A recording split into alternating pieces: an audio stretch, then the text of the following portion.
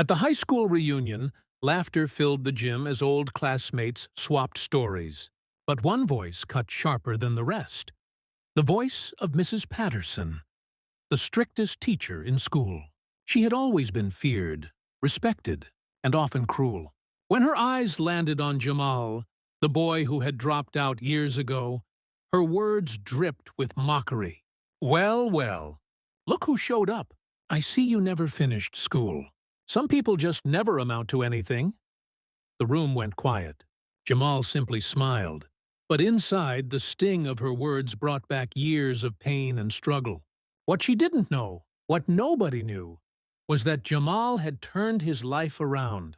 He had built a future with his own hands, carved from grit, hard work, and determination.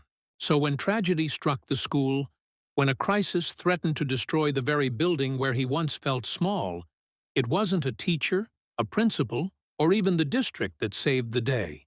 It was the dropout. And that night, everyone, especially Mrs. Patterson, would learn a powerful lesson. Never underestimate someone's potential. The polished wooden floor of Jefferson High's gymnasium gleamed under the lights, freshly waxed for the special occasion. Colorful banners hung from the rafters, some faded with age, others newly made for the night. A DJ in the corner spun soft music from the early 2000s, the kind of tracks that once played on cafeteria radios when students lined up for lunch. Tables were draped in white cloth, holding trays of finger foods and punch bowls brimming with red liquid that looked suspiciously sweeter than anyone remembered. It was the 20-year reunion of the Jefferson High class of 2005, and the room buzzed with laughter, nostalgia, and chatter. Old classmates hugged each other, comparing careers, marriages, kids, waistlines, and hairlines. Some came to relive glory days, others to show off success. For many, it was about revisiting the past one more time before the memories faded into something hazier. Standing just outside the entrance, Jamal Carter took a deep breath. He hadn't stepped inside these halls in years, not since he left school before graduation. The gym smelled the same, like polished floors, sweat from 100 basketball games, and faint cafeteria grease that never really washed out. He straightened his jacket, not the most expensive thing in the world, but sharp, clean, and professional. His watch glimmered faintly under the light, subtle but telling of the success he had carved for himself. Jamal wasn't here to boast, though. He had come out of curiosity, to see faces he hadn't seen in 2 decades. But most of all, he came to prove something to himself, that he could walk back into the place that once made him feel small and walk out tall. Inside, clusters of people already recognized each other. "Marcus, you haven't changed a bit," someone shouted. "Girl, look at you. You look 25, not 40. Another laughed. Jamal stepped through the door, heads turned. A few people gave polite nods, some smiled with faint recognition, others squinted, trying to place him. He was one of the few who had disappeared after school, never seen at graduations, college events, or alumni fundraisers. "Jamal?" a familiar voice said. He turned to see Devin Harris, one of his old basketball teammates. Devin had been the star forward, always brimming with energy, now carrying a slight paunch, but still the same grin. "Man, it's been forever," Jamal said, shaking his hand. "No kidding," Devin laughed. "Last time I saw you, we were skipping practice to grab burgers. Thought you vanished off the face of the earth." "Life took me places," Jamal said simply, smiling. Devin raised a brow. "And look at you now. Sharp suit, confident walk. Good to see, brother." They chatted a little, catching up, until Devin was pulled away by another group. Jamal grabbed a small plate of food, more as a shield than for eating. He felt eyes on him, some curious, some judgmental. The weight of the past still lingered in this place. And then he heard her voice. "Is that who I think it is?" Mrs. Patricia Patterson stood across the room, a glass of sparkling water in her hand. Her hair was streaked with gray now, cut into a sharp bob. Her posture was still rigid, her eyes just as piercing as they had been 20 years ago when she commanded classrooms with an iron will. She was the teacher everyone remembered. Strict, no nonsense, quick to cut down excuses. Some respected her, some feared her, many disliked her. She was the kind of teacher who believed discipline was the only road to success. And to Jamal, back then she had been a storm he could never escape. Now, her gaze locked on him, and a smirk crept across her face. "Well, well, Jamal Carter, I must say, I'm surprised you even showed up." Her voice was loud enough to draw attention from those nearby. Conversations paused. A few turned their heads to watch.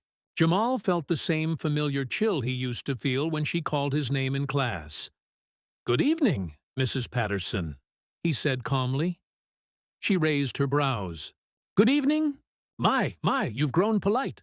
Back in the day, I remember you being late, unfocused, always with excuses. And then," she sipped her drink, pausing for effect, "you dropped out. What a waste of potential." A few people chuckled nervously. Others looked uncomfortable, shifting their weight, glancing at Jamal to see how he would respond. Inside, Jamal felt the sting. The memories came rushing back. Days when he had to work late shifts to help his mom.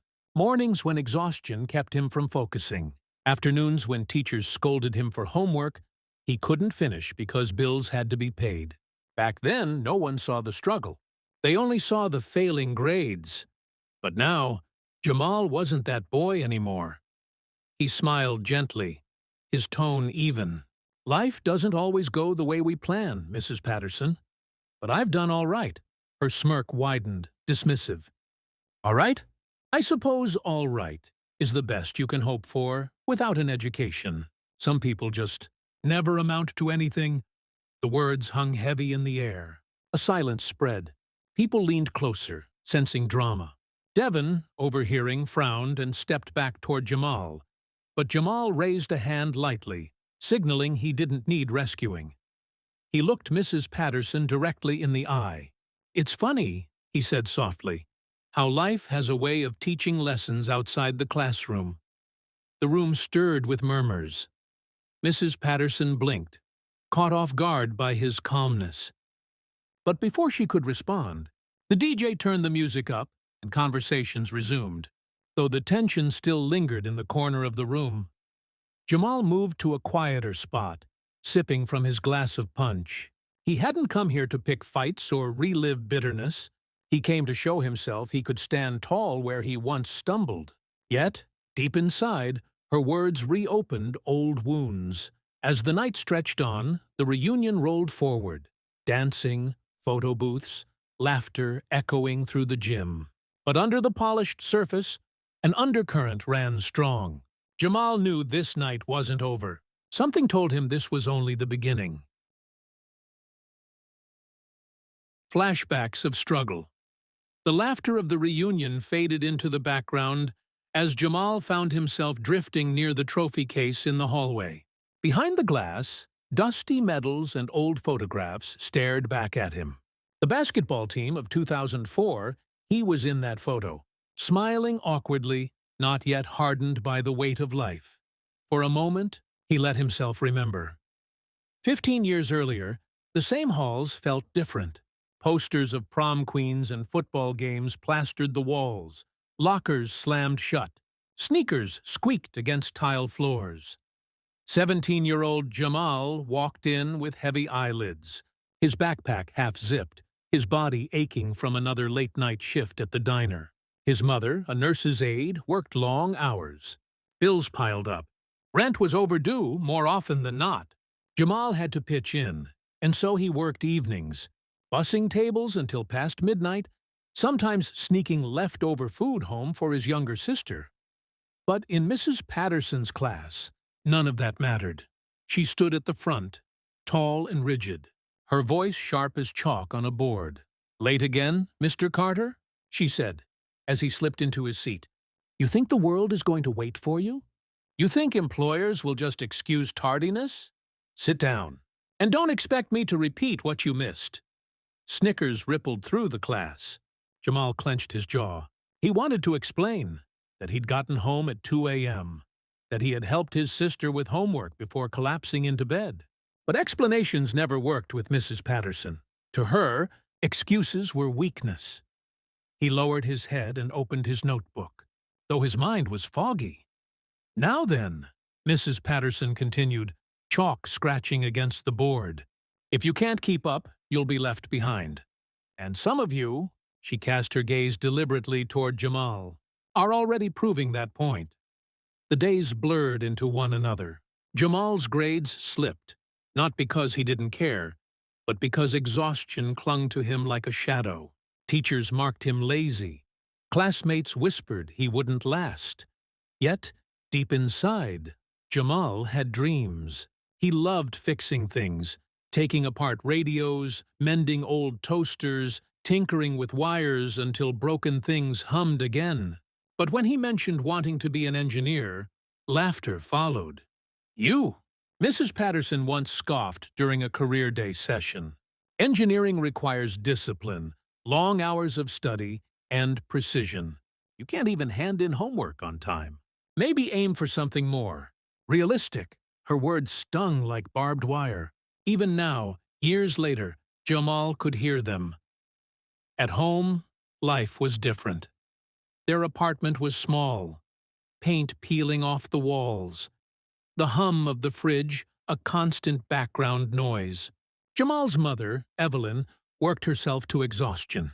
Her hands were cracked from washing, her eyes ringed with sleeplessness. "Baby, don't worry about school tonight," she would say softly as she ironed her uniform. "We need the money more." "But Mama," Jamal argued, "I gotta pass these classes." "You will," she said, though her tone was tired. "But right now, we can't eat report cards. Do what you can." So he worked, sacrificing assignments to keep the lights on. The breaking point came one spring. A major exam loomed. Jamal had studied what little he could, but the night before, the diner was short-staffed. He stayed until dawn, cleaning grease traps and wiping counters. By the time he staggered into the classroom, his eyelids fought to stay open. Mrs. Patterson eyed him as she handed out test papers. "This will determine your grade for the semester." "No excuses," Jamal tried. He really did. But the words blurred. His pencil scratched meaningless marks. He handed in a half-finished paper, his chest heavy with dread. Days later, she returned the graded sheets. A big red F was scrawled across his. She held it up for the class. "This," she declared, "is what happens when you don't take education seriously." Laughter erupted from a few desks. Jamal's ears burned. He stared at the floor, swallowing the humiliation. That night, he didn't go to the diner. He sat alone in his room, fists clenched, papers torn beside him. For the first time, he wondered if maybe Mrs. Patterson was right. Maybe he wasn't cut out for this. The decision came quietly. Weeks later, after another confrontation in class, where Mrs. Patterson said in front of everyone, "You're wasting my time, Jamal. Maybe school just isn't for you." He walked out. He didn't return. Some friends called him for a while, but slowly they drifted away. Teachers didn't check in. Life moved on at Jefferson High without him. But Jamal had to face the world with nothing but determination and bare hands. Back in the present, Jamal blinked away the memories. His reflection stared back at him from the trophy case glass. Older, stronger, sharper. He was no longer the boy she had humiliated, yet the echoes of her voice still lingered. And tonight, she had already reminded him. Some people just never amount to anything. But he knew better now. He had amounted to something real. What Mrs. Patterson didn't know, what no one here knew, was that the dropout had become a builder, a problem solver, a man who made things stand when they were ready to fall. And soon enough, life would give him the chance to prove it. The first days after Jamal left Jefferson High were strangely quiet. No early alarm clocks, no bell shrieking between classes, no lectures echoing through cinder-block walls. He thought the silence would feel like freedom. Instead, it felt like falling into a void. His mother cried when he told her. "Baby, why?" she asked, her face worn with fatigue but eyes sharp with disappointment. "You were so close to finishing." Jamal shook his head. "Mama, I was drowning. Every day I went there, I felt like I was failing. Mrs. Patterson, the way she looked at me, the way she talked down to me, I couldn't do it anymore." Evelyn pressed a trembling hand to her forehead.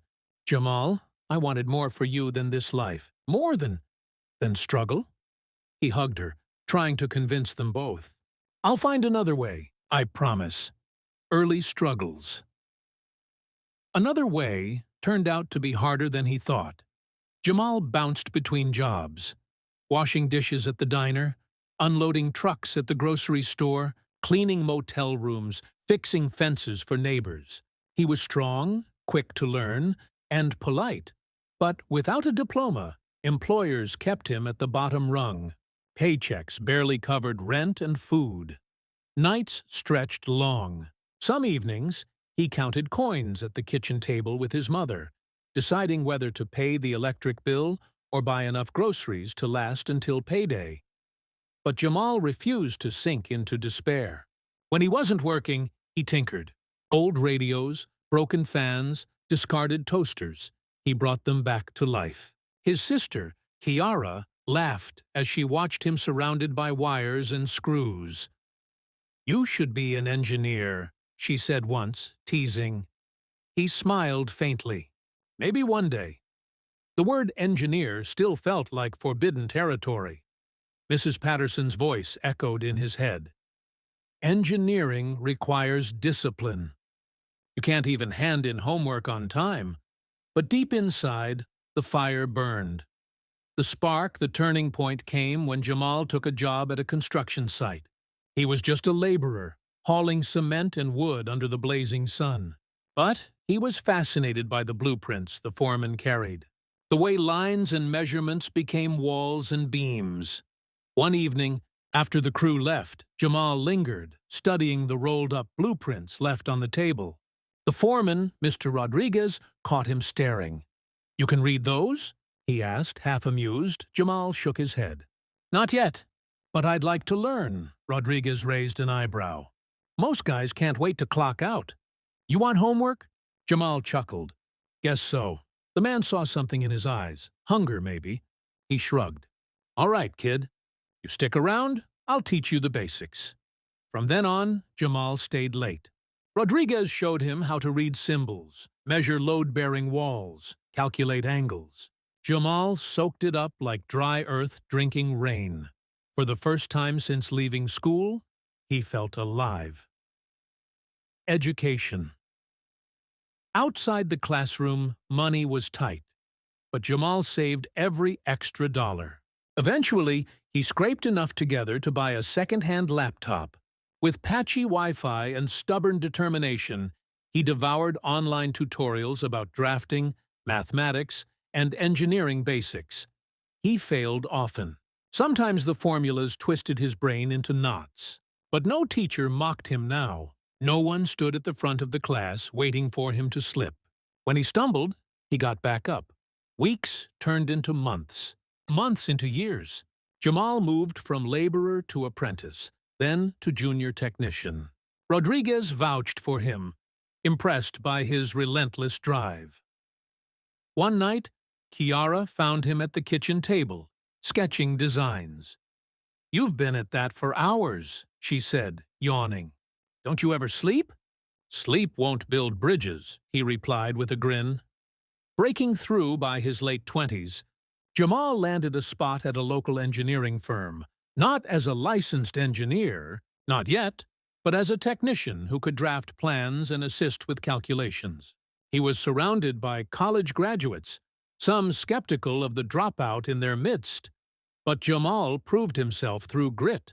He arrived early, stayed late, asked questions others were too proud to ask. He fixed problems that stumped even seasoned employees. His supervisors took notice. One project, a pedestrian bridge across a busy highway, nearly collapsed in planning due to budget errors. Jamal, running numbers on his own time, spotted the flaw. He presented a corrected version, saving the firm thousands. The lead engineer pulled him aside. "Carter, where'd you learn this?" Jamal shrugged. "Hard way, trial and error." The man studied him. "You've got the mind of an engineer, diploma or not." For Jamal, it was validation, proof that the world could not define him by one failure. Looking back, despite his success, old wounds remained.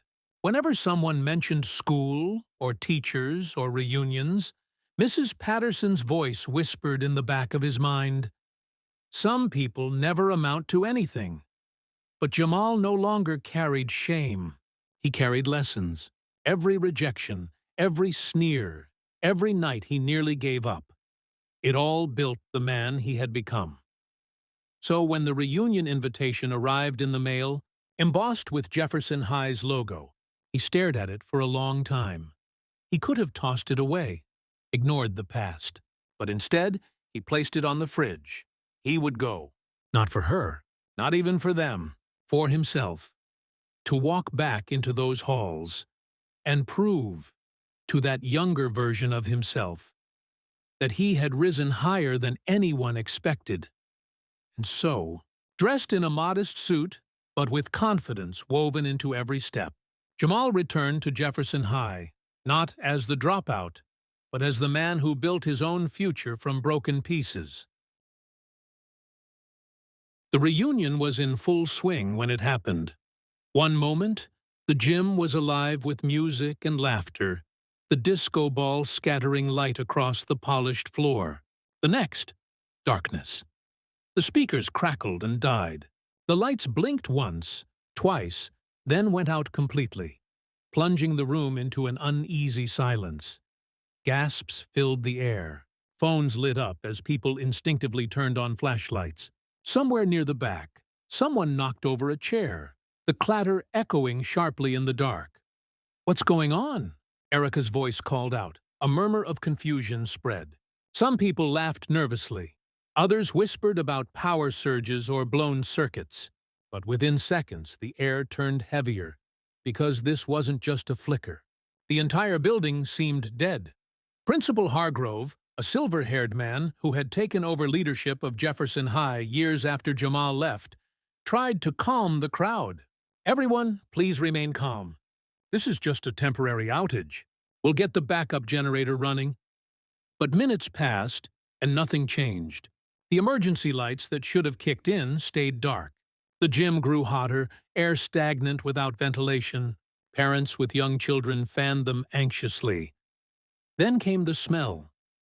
Faint at first, then sharper. Burnt wires. Someone screamed, "Fire!" though no flames were visible. Panic erupted.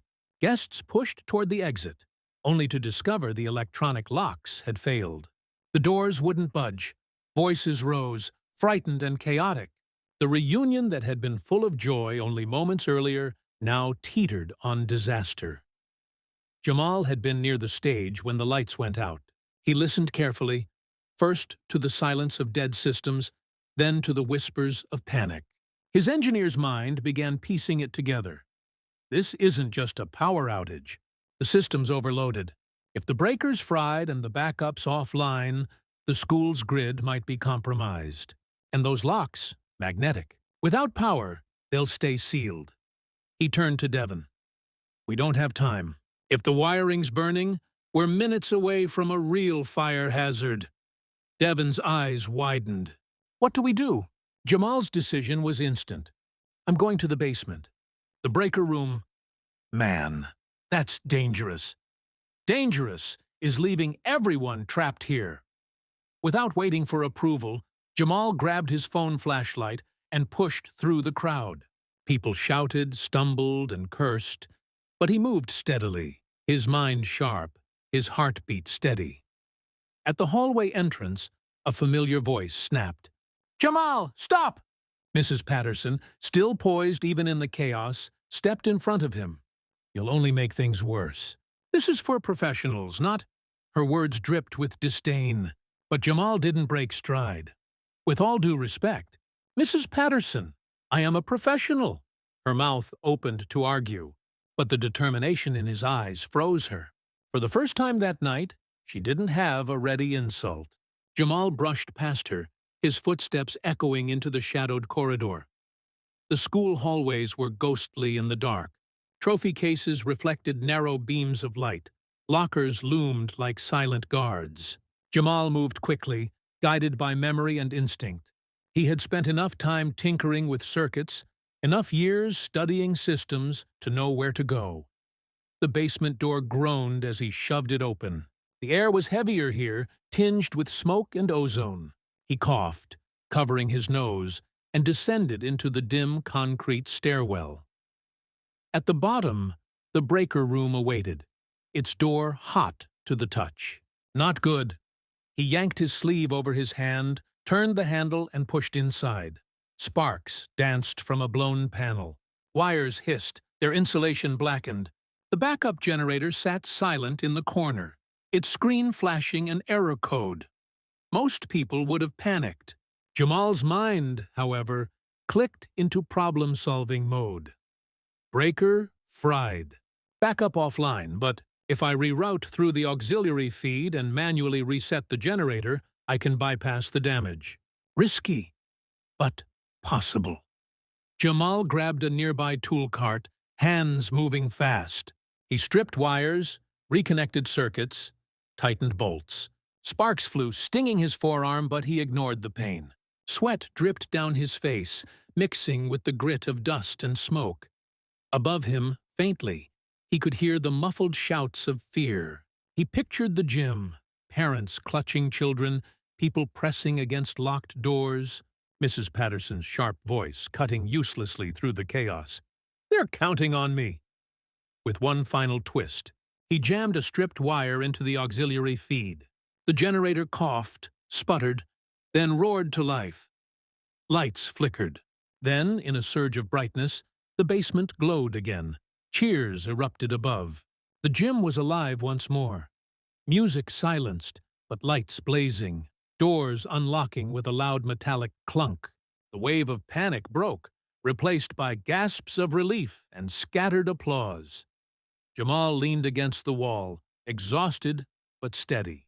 He had done it. Footsteps thundered down the stairwell.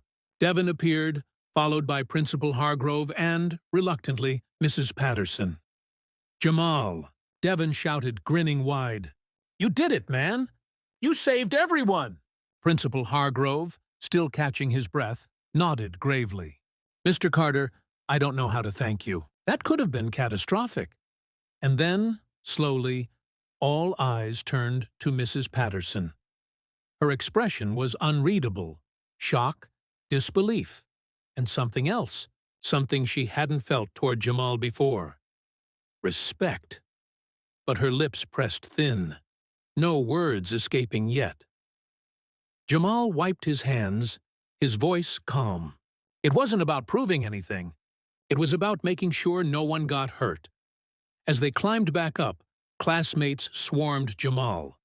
Some clapped his back, others shook his hand. Whispers rippled through the crowd. That was him? He fixed it? Unbelievable! For the first time that evening, Jamal wasn't invisible. He wasn't the dropout. He was the man who had stepped forward when no one else could, and Mrs. Patterson, once the voice of doubt, was left silent. But Jamal knew this wasn't the end. Something deeper had shifted tonight, and soon even his old teacher would have to confront the truth she had long denied. The reunion continued, but the energy in the gym had shifted. Only an hour ago, the night had been filled with casual small talk, nostalgia, and Mrs. Patterson's sharp remarks. But now, the atmosphere buzzed with something different: gratitude, awe, and hushed respect for Jamal Carter, the man who had just prevented a crisis. Guests lingered near him, offering thanks. Parents who had been terrified hugged their children tighter and shook his hand. Old classmates who barely remembered him now looked at him with admiration. And yet, amid all the chatter, Jamal's focus remained steady. He hadn't done it for applause. He had acted because people were in danger, because he couldn't stand by. Still, he couldn't deny the feeling rising in his chest, the feeling of finally being seen. Principal Hargrove cleared his throat and tapped the microphone on the stage. The feedback squealed before settling into silence. The crowd turned toward him. "Ladies and gentlemen," he began, his voice carrying with authority, "tonight could have ended in tragedy. But thanks to the quick thinking and expertise of one of our own, it did not. Please give your thanks to Mr. Jamal Carter." The gym erupted in applause. Some stood, clapping loudly, others whistling. Devon hollered like they were back on the basketball court. Erica grinned proudly from across the room. Jamal lifted a hand in modest acknowledgement. He wasn't one for the spotlight, but in this moment, it felt less like a spotlight and more like recognition long overdue. The teacher's silence, and then, through the waves of applause, Jamal's eyes met hers. Mrs. Patterson stood near the front, arms crossed, her expression unreadable. She had always been quick with words, quick with judgment, but now, silence. When the clapping finally faded, the principal gestured toward her. "And let us also remember that our teachers shape us, challenge us, and push us to become who we are." Mrs. Patterson, one of Jefferson High's longest-serving educators, surely remembers young Mr. Carter. All eyes turned. Mrs. Patterson stiffened, clearly unprepared for the attention. Her sharp poise faltered. For years, she had owned the narrative of Jamal Carter, the troubled dropout, the boy who wasted potential. But now, standing before a crowd that had witnessed his courage, that old story no longer fit. The conversation later, as the crowd dispersed into smaller groups, Mrs. Patterson approached Jamal. Her heels clicked against the polished floor, but her usual confidence seemed muted. "Mr. Carter," she said, her tone measured. Jamal turned, meeting her gaze calmly. "Mrs. Patterson." For a moment, the tension between them was thick, years of history pressing into the silence. She opened her mouth, then closed it again, searching for words. Finally, "I underestimated you. It wasn't much, but for Mrs. Patterson, it was monumental." Jamal studied her. "You didn't just underestimate me. You made sure I believed I wasn't worth anything. Do you know how many nights I carried those words? How many times I thought maybe you were right?" Her lips tightened. She looked down at the floor, her voice lower than anyone had ever heard it. "I thought I was motivating you, pushing you. I didn't see the harm I was doing." Jamal's chest tightened, but his voice stayed steady. "Motivation doesn't come from tearing someone down. It comes from lifting them up. You could have helped me. Instead, you mocked me." The words weren't cruel. They were truth. And in that truth, Mrs. Patterson flinched. For the first time, Jamal saw something in her he had never imagined. Regret. She exhaled slowly. "You're right. I was wrong." The admission stunned him. For years, he had dreamed of this moment, of confronting her, of demanding acknowledgement.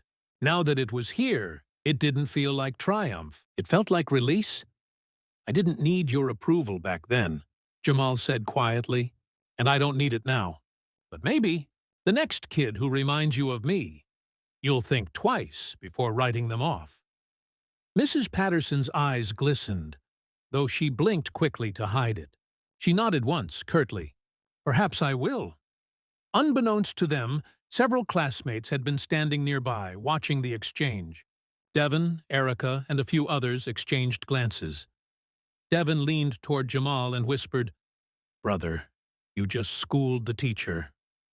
Jamal chuckled softly, not out of spite, but out of the irony of it all. For years, Mrs. Patterson's voice had defined him. Tonight, he had redefined himself, and in doing so, shifted something in her, too. a quiet victory. As the night wound down, Jamal stepped outside again, breathing in the cool air. The stars were scattered across the sky, indifferent but beautiful. Devon joined him, slapping his shoulder. Man, you didn't just save the reunion. You saved your own story.